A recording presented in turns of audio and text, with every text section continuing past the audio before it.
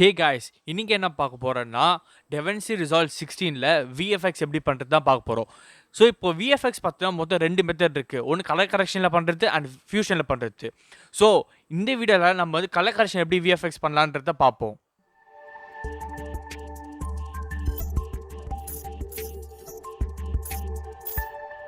இப்போ வந்து நான் வந்து 2 வீடியோ வந்து நான் வந்து டைம் லைன்லேருந்து இம்போர்ட் பண்ணி வச்சிட்டேன். ஸோ இம்போர்ட் பண்ண வீடியோ வந்து ஃபர்ஸ்ட் ஒரு டைம் நம்ம ப்ளே பண்ணி பார்த்துடலாம்.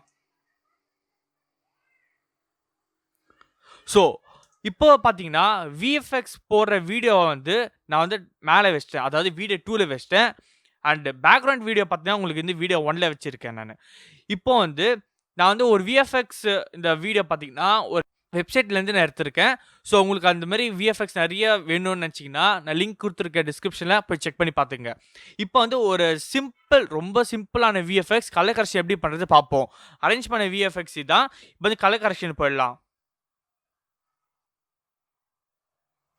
ஸோ இப்போ நம்ம கலர் கரெக்ஷன் வந்திருக்கோம். ஸோ இந்த கலர் கரெக்ஷனில் பார்த்தீங்கன்னா உங்களுக்கு வந்து மேலே இருக்கிறது VFX வீடியோ தான் டிஸ்பிளேல ஆகும். ஸோ ஒரு டைம் ரன் பண்ணி பார்ப்போம். இந்த ரன் பண்ண பார்த்தீங்கன்னா இந்த ஹனியை வந்து இப்போ வந்து பறக்கிற மாதிரி ஒரு VFXை நம்ம எடுத்து வச்சுருக்கோம். ஸோ ஃபர்ஸ்ட் வந்து நம்ம எப்படி வந்து க்ரோம் கீ வச்சு அந்த பின்னாடி இருக்க க்ரீன் ஸ்க்ரீன் வந்து நம்ம வந்து டிரான்ஸ்பரண்ட்டாக மாற்றணுன்ட்டு ஃபர்ஸ்ட் பார்க்கணும். ஸோ ஃபர்ஸ்ட் நம்ம இதுக்கு யூஸ் பண்ணுற கீ பார்த்தீங்கன்னா செலெக்ஷன் ரேஞ்ச். கர்ஸ் பக்கத்தில் குவாலிஃபயர் இருக்கும். ஸோ அங்கே பார்த்தீங்கன்னா உங்களுக்கு வந்து செலெக்ஷன் ரேஞ்ச் இருக்கும். செலெக்ஷன் ரேஞ்ச் பார்த்தீங்கன்னா அது கிளிக் பண்ணதுக்கப்புறம் நம்ம வந்து க்ரீன் ஏரியாஸ், ஏன்னா நம்ம அதுதான் ரிமூவ் பண்ண போகிறோம். ஸோ அந்த க்ரீன் ஏரியாஸை நம்ம வந்து லெஃப்ட் கர்சர் மவுஸில் வச்சு அது கிளிக் பண்ணிகிட்டே நம்ம வந்து க்ரீன் ஏரியாஸ் எல்லாமே செலக்ட் பண்ணிட்டு வர போகிறோம். ஸோ காமிக்கிற பாருங்கள்.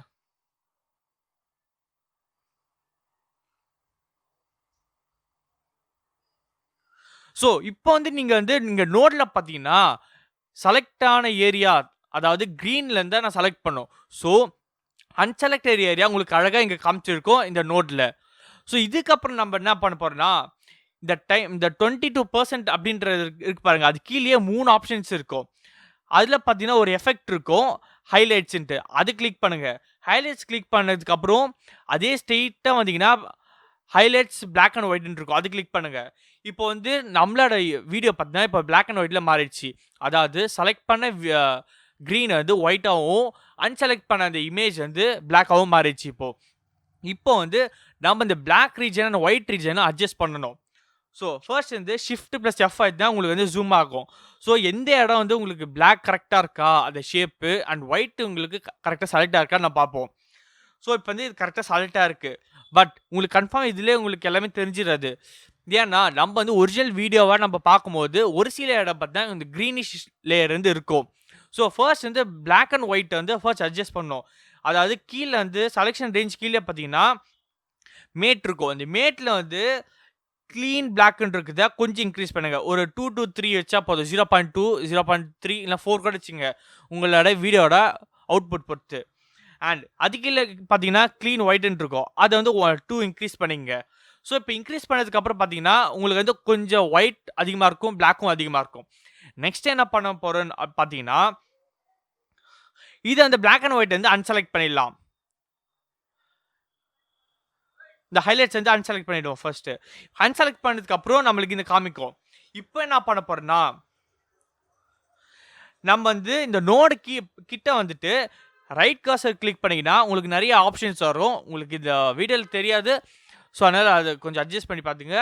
அதில் வந்து 4th வந்து பார்த்தீங்கன்னா ஆட் ஆல்ஃபா அவுட்புட்னு இருக்கும், அது கொடுங்க. அது கொடுத்தனே இந்த சைடில் பார்த்தீங்கன்னா உங்களுக்கு வந்து ஒரு ப்ளூ கலரில் ஒரு லிங்க் ஒன்று வந்திருக்கும். ஸோ இங்கே இருக்கிற அந்த ப்ளூ கலர் லிங்க்கையும் இங்கே இருக்க ப்ளூ கலர் லிங்க்கையும் நம்ம வந்து ஜாயின் பண்ணிப்போம்.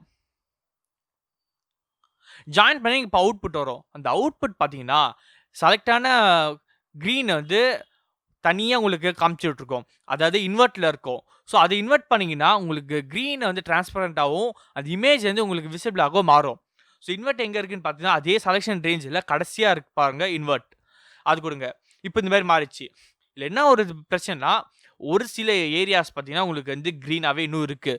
ஸோ அதை வந்து ஃபர்ஸ்ட் வந்து அன்செலக்ட் பண்ணி அதையும் நம்ம கிளியராக மாற்றணும். ஃபர்ஸ்ட் அந்த வீடியோ எப்படி இருக்கு பார்த்துடலாம்.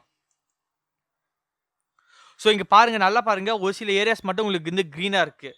ஸோ அந்த க்ரீனை வந்து திருப்பி எப்படி ரிமூவ் பண்ணணும்னு பார்த்தீங்கன்னா திருப்பி செலெக்ஷன் ரேஞ்சிலே ஹைலைட் செலெக்ஷனில் ப்ளஸ்ன்னு இருக்கும் அதை வந்து கொடுங்க. அது கொடுத்துட்டு எந்த இடம் க்ரீனாக இருக்கோ அதை டேப் பண்ணுங்க. ஸோ டேப் பண்ணினா உங்களுக்கு வந்து அந்த ஏரியாஸ் வந்து ரிமூவ் ஆகும். ஒரு டைம் இப்போ ப்ளே பண்ணி பார்க்குறேன். ஸோ இப்போ பாருங்க அந்த ஏரியாஸ் அதாவது க்ரீனாக இருந்த குரோம் கீ ஏரியாஸ் எல்லாமே உங்களுக்கு கம்ப்ளீட்டாக ரிமூவ் ஆயிடுச்சு. ஸோ இப்போ என்னன்னா இதுதான் நம்ம வந்து பேசிக்காக விஎஃப்எக்ஸ் பண்ணுறது.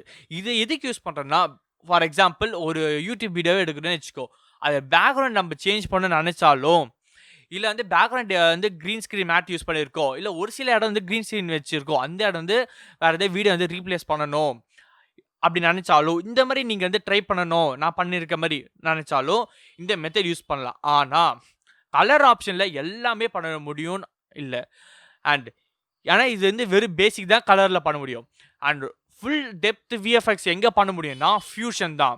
ஸோ ஃபியூஷனில் டெப்த் விஎஃப்எக்ஸ் பண்ணணும் தெரியணும் அப்படின்னு நினச்சிங்கன்னா நெக்ஸ்ட் இதுக்கான வீடியோ வந்து வரப்போகுது. So stay tune, stay connected. இப்போ வந்து அந்த வீடியோவை நம்ம பார்ப்போம்.